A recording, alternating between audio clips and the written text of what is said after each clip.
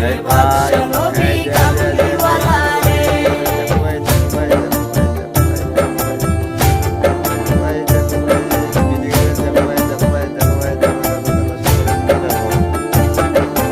আদি পিতা আদম যখন মুসিবতে পড়ে